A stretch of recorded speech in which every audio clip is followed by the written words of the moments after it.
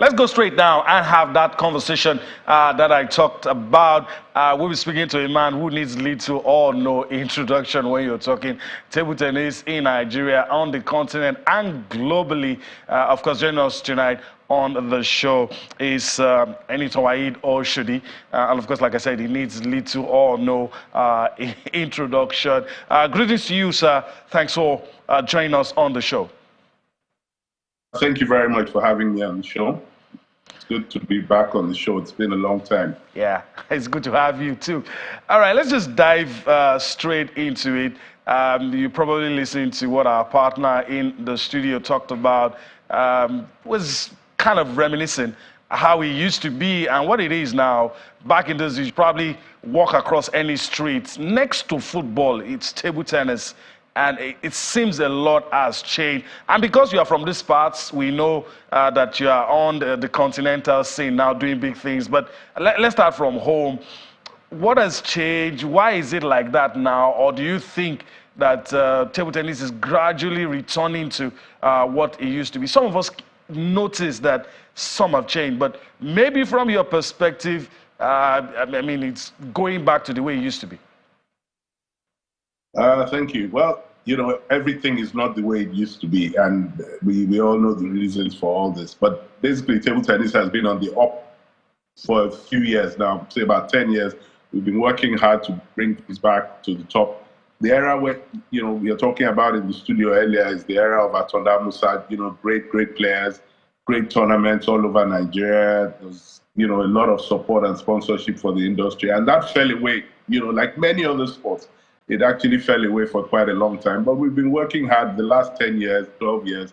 We must, you know, a lot of the young players coming through now. Nigeria is doing well on the international scene, especially in the male side. The female, there's still a lot of work to do. But, you know, we're back to being among the top table of table tennis in terms of the players we're developing, in terms of the tournaments we're putting on in Nigeria, in terms of the young players coming through, playing all over the world now, earning a living from this. But of course, there's still a lot of work to do.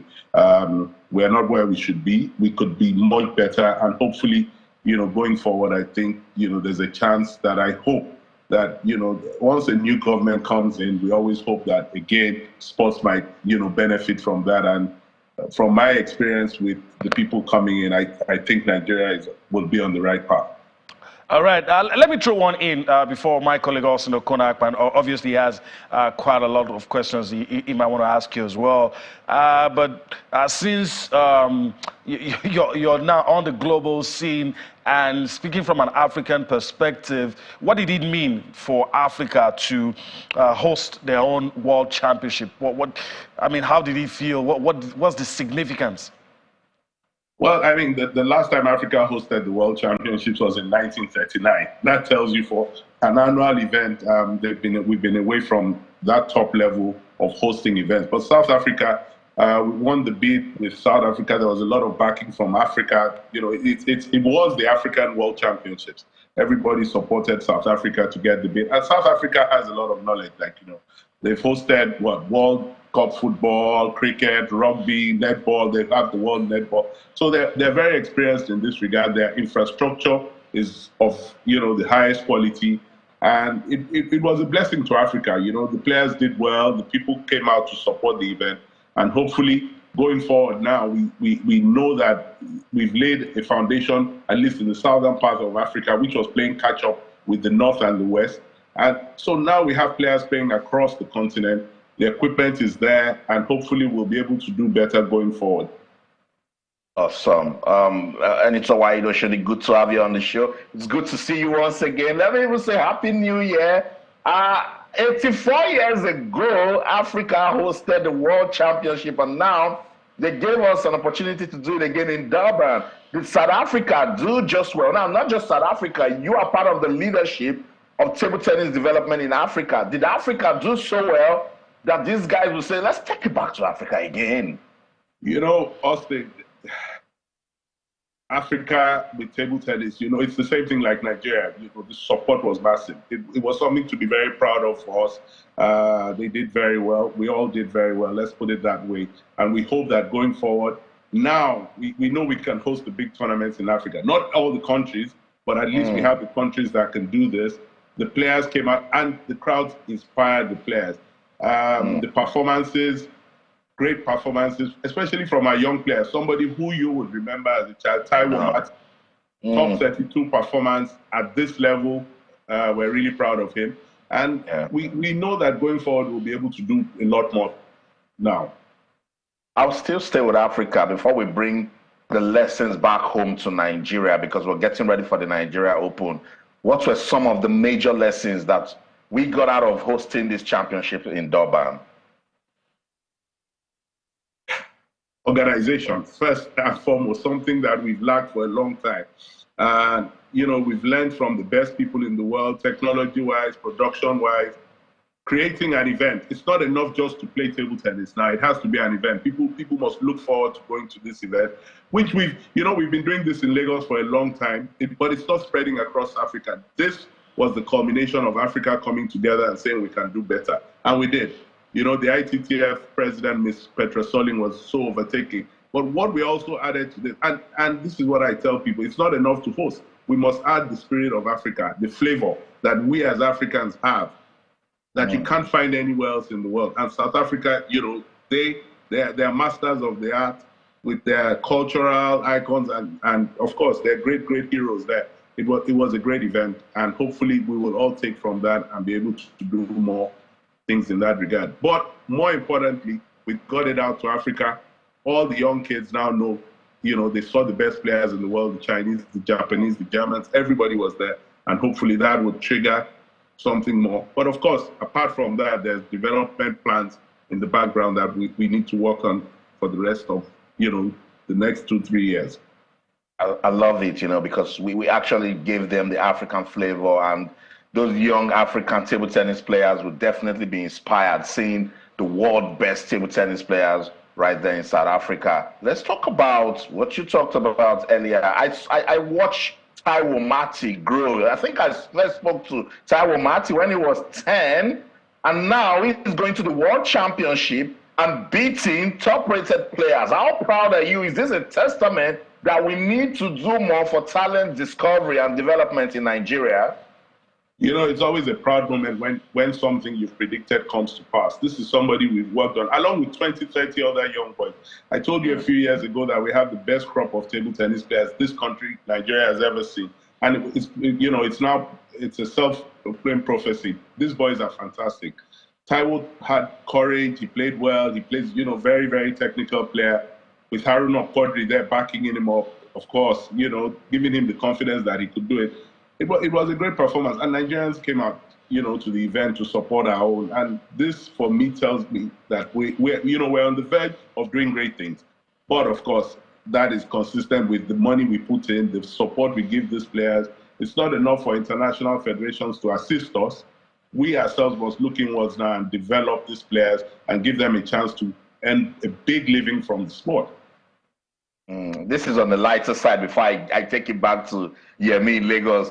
When you watch our Nigerian players do so well at international competition, as an official of ATTF, are you allowed to bump your fist in the air? Do you scream? You know, that's one of the things that when you ascend in this international organization, you're supposed to, as they say, you know, I keep hearing, Wahid, behave yourself. You're an official now, but you know, the joy these kids give me, it's difficult. It is very difficult. But we try to spread the love to all the players all over the world. But our boys really did us proud there, and you know, one had to just show that love for them. Yeah. All right. I mean, I could almost sit back and enjoy the conversation, but let me throw this one in. You talked about working with kids, I mean, all over, during your time here in Nigeria. And the question I'm interested in asking you now is what needs to be done to ensure that players in Africa, we've seen the top guys come here, but players in Africa become more competitive and get to a point where when we start talking about global tennis stars, we count 1 to 5, Africa's dominance could come to bear. Yes, I mean, there's just only one way to do this. We really need to create academies, get the players playing at a much younger age. If you start playing at 5, 6 years old, there's a better chance for you to develop into a top quality player with the right coaching. Of course, we don't have that volume of coaching in Nigeria. We need to develop our coaches. A lot of young former players who are trying to get a living by coaching. We need to develop them. We need to help them grow. And this is what we can do in partnership with the ITTF. That is my own main goal, to bring development closer to home by encouraging, the top umpire, top referees, top coaches to come and help us out. So we have that. We have the players. We need to be doing many more, school events. That's the only way to develop. These best players we've talked about, they all came out of the school system. And, the school system also helps us develop intelligent athletes. And that, I think, is what we need to do. So to do that also, we need funding. There are a lot of people doing good things all over Nigeria, in Bayelsa, in Abuja, in Ondo, in Oyo. Very, very good things, but they need help. They need to move to the next level. And that, hopefully, if we can get the funding, the support is there from the ITTF, but we also need to put in a bit of money. And, there's some quality people in table tennis, and hopefully they can get the help they need. All right. We know you're a busy man. This is going to be the last one from me for hand over to Austin. There's no way we're going to have this conversation and we're not going to be able to talk about Nigeria. And you've talked about the technical side, infrastructure side, talking about development. But let's look at infrastructure. It's good to have private people join. But from your vintage, from your position, the position you occupy, and looking down, do you think we're doing, in terms of the administrators now, do you think everything that needs to be done is being done at this moment? Speaking from somebody who's been there, somebody who knows what's currently going on here in Nigeria, do you think if we follow the template, if what we're doing now, are we going to start seeing results down the line? No. We need to change a lot of the things we're doing. In terms of development of infrastructure, we don't have the infrastructure to take the game to the highest level. We give credit a lot to people like Lagos State government. They've done a bit, but we still have a lot. We have a lot to do. The ICC in Durban, where the World Championships was held, it was a sight to behold. One massive infrastructure, and you could do anything there. You could play table tennis, you could play indoor tennis, you could play five-a-side football, and you could have an exhibition. Everything. We need infrastructure like that. Infrastructure that easily convertible to other users. We don't just have the infrastructure to challenge the big events. We can't host those big events in Nigeria with the infrastructure we have. The World Table Tennis Contender starts in Lagos on the 12th, I think on the 12th of June till the 18th. It could be bigger, it could be better, but the infrastructure doesn't support that size of tournament this way. So we have to keep sort of managing, and that is our greatest problem. Infrastructure to support the athletes, where they can train, where they can play competitions. But again, like I said, knowing the antecedents of certain people, we hope that we will see change going into in this coming government. We hope there will be a bit more improvements in this regard, building infrastructure. I know the intention is there. There's a genuine will to do better, but we now have to put the resources behind that and actually do better.